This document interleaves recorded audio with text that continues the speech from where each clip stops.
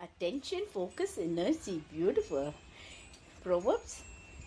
To pursue mental operations to any depth, a person has to lead to concentrate attention.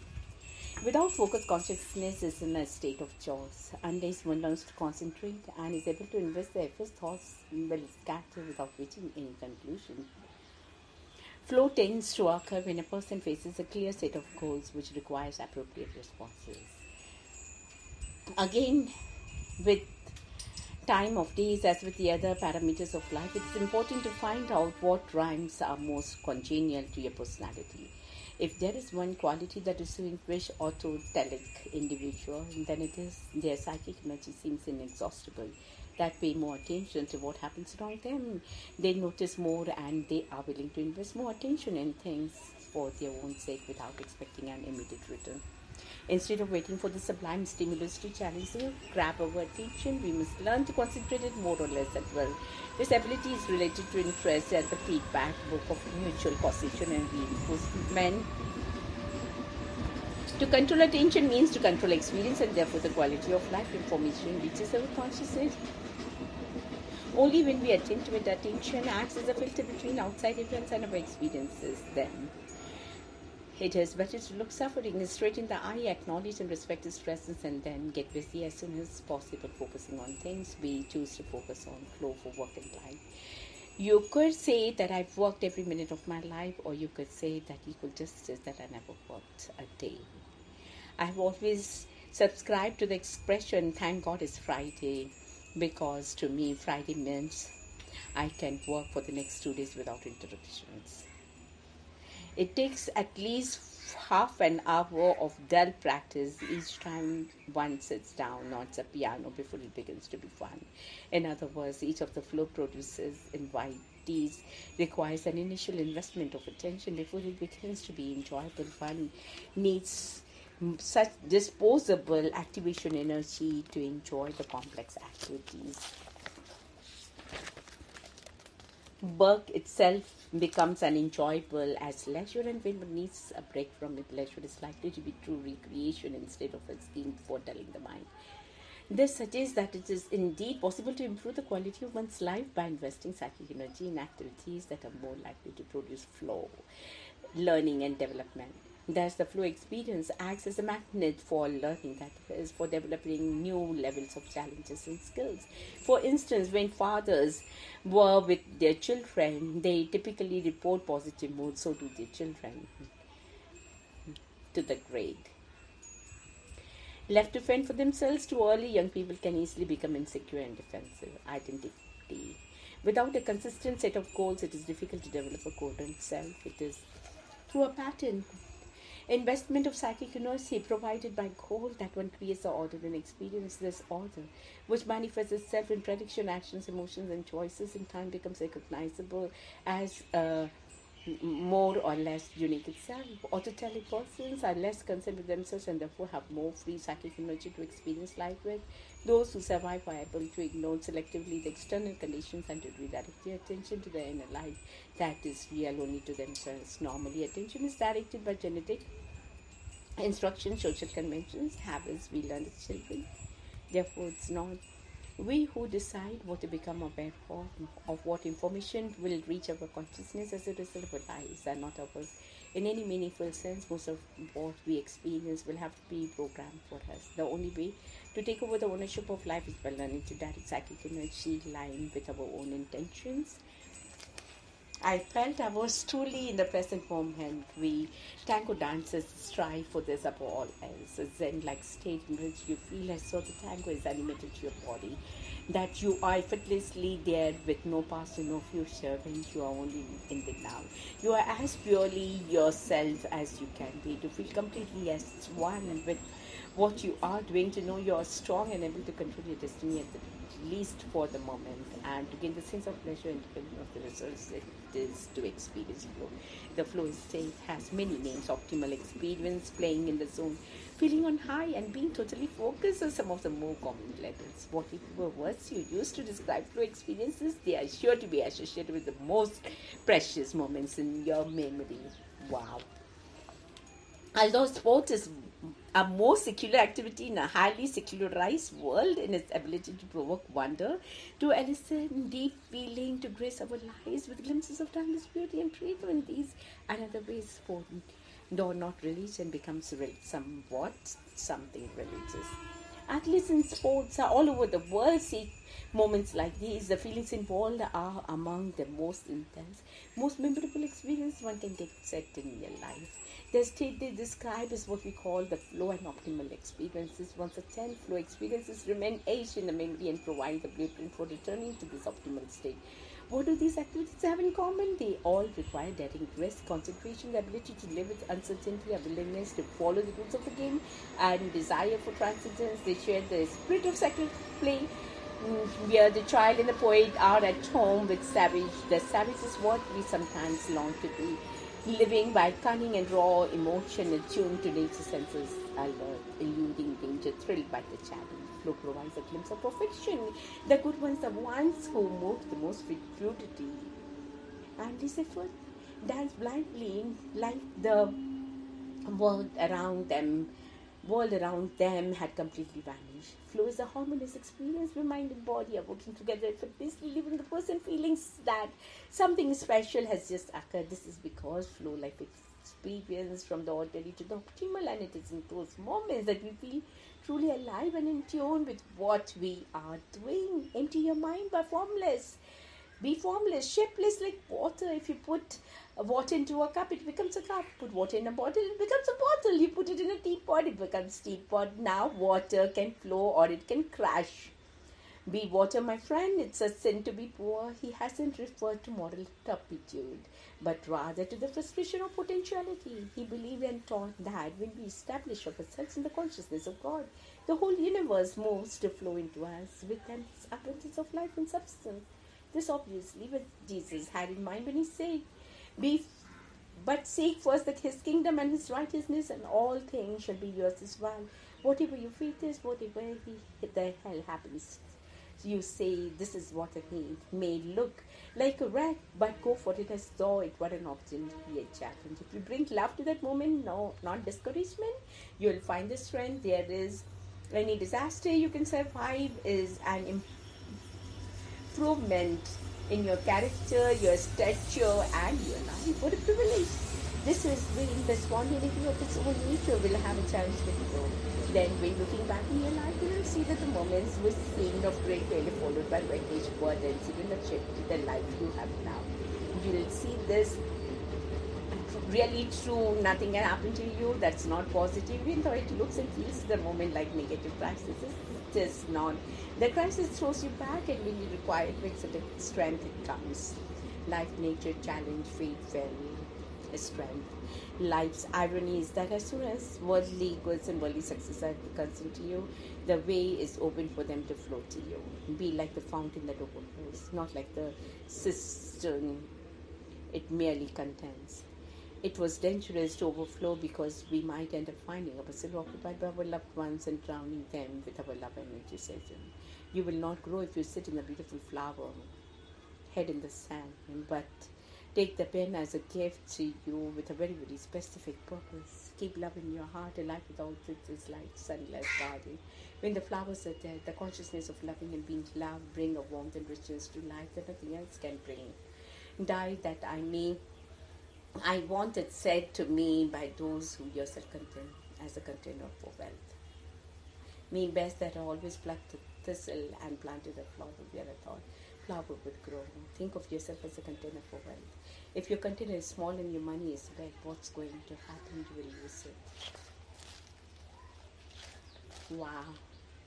The game of life is a game of boomerangs. Our thoughts, deeds, and words written to us sooner or later with a sound accuracy. Make more decisions in every day because a decision is the summoning up of life. That's why a little chores is good for you, because often you don't make a decision until you get yourself in a jam, and then in the middle of the jam you make a decision, but that decision summons life force. Have you ever been in a place where you couldn't quite make up your mind and you just felt sort of limp? Oh, I don't know, and then you decided and you felt alive again. You want to know that you'll never get it done. So don't approach this from I gotta get on this, because you're not ever gonna get it done anyway. And the other thing we want to know is you cannot get it wrong, so make a decision, let it flow. Opposing the free flow of goods or people is a bad idea. I think that the internet, I do love the free flow of the ideas, and the net is like the wild west of the information world. My goal is to ensure that the northern border is safe, secure, and allow the free flow of travel and commerce. Thoughts are maple groves of society that left an old wall along the wire fence of to the brook bank, where Narcissus nose into stunk cabbage and happy call me Apollo crashing. In the underbrush with my arrows, my bow, saw, and clippers out of the flash of white tail and alert to hack me apart to you liars. To your liar and to your cult den crisscrossing the water with Bobo again and again as his elbow below us and rise from the creek's cracks. Strongest in springtime when everything's liquid, tight-roping over the rocks and the splashing red hot on your sharp scent and battling the mayflies, the black flies, horse flies, mosquitoes there under the raspberry brambles and getting it no nearer. Or am I fleeing your coiling, uncoiling, tentacular embrace, battered and scared? Am I seeing your fable face in the oily pools? Are these fern hairs sprouting at your knuckles? Branch bones, little leaves, harving our lymph leaves are yours. They yours or mine, your blood wounds. Bay at the copper creek, your valley way keeps aloft in the chiaroscuro breeze. You are nearer, hang, I'm falling, failing. Dash got a need up, muddy and call, mess it down. O blessed one of infinity, I have finally arrived. As peaceful bliss not only surrounds me, is now beyond surreal. I feel it so whole and serene, just melting in all my senses, carried in the presence that is indescribably surreal. In this moment of fullness, connected with everything, expanding into eternity, where the illusion of magic and miracles are only a breath, or melodies of the journey seemed like a rough and struggling storm. Now I know it was worth every part to get me into here and now, where I reside in eternity, moment by moment, peace, love, heavenly bliss, being one with it all. I am the birds flying. I'm the plain above, I'm the river flowing, I'm the rock stuck in the mud, I'm the wind that is fiercely blowing, I'm the leaf that the wind is moving, I'm the tree that is secure in the ground, I'm each blade of grass that is turning green from brown. I am the dew that is wet and turning dry from the sun, I'm the rainbow that was once so far, I'm the others I see, hear and feel. I'm all now that I have become whole in thee, in this blissful now that is now extending forever and light and free, exactly how it was supposed to be written from whence I came, but now wrapped in wisdom embodiment. I feel it, I know it, and the blessing is so expansive. I am one with it all, yet as I sit here quietly, I am moving yet so still in all that I am that I am, I know and feel it. I celebrate the peace, bliss, for it lasts forever. The drawing of the new day.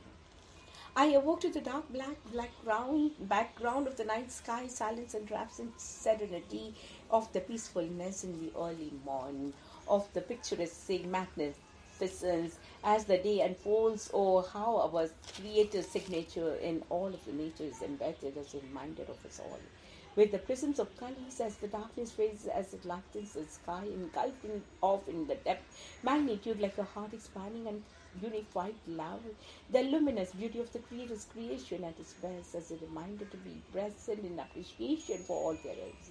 Have trust that all challenges have much larger purposes, that we all have the strength to rise above it all and be one with nature as we choose to create a day, and the birds can twitter, remember and start the day in joy with their crippling as they awake from their night's rest, and new day dawning with all the choices we have to behold the Creator in any way is the greatest gift that is given to us all. Wow. Infinite value. As I sat by the water's edge, mesmerized by its infinite depth, I feel myself become one with the flowing waves, feeling the sun's warmth penetrating through my body as the serene water dashes against my feet, engulfing all my senses, unifying the totality of me as I gaze along the water out into what seems like forever. I feel my body become so light and free, gliding my mind past the age of eternity. Oh, how infinite my spirit really is, so free, vain, not contained in any enslaved beliefs, where all is really possible. What reminds me of the consciousness that's infinite realities within. We are more than we could ever know. Our physical life is like a grain of the sand on the beach. The more we expand ourselves on the unknown to know, the more we will surely become to experience. And those who see what life as an obstacle to Dharma see no Dharma in everyday actions. They have not yet discovered that there are no everybody actions beside outside of Dharma.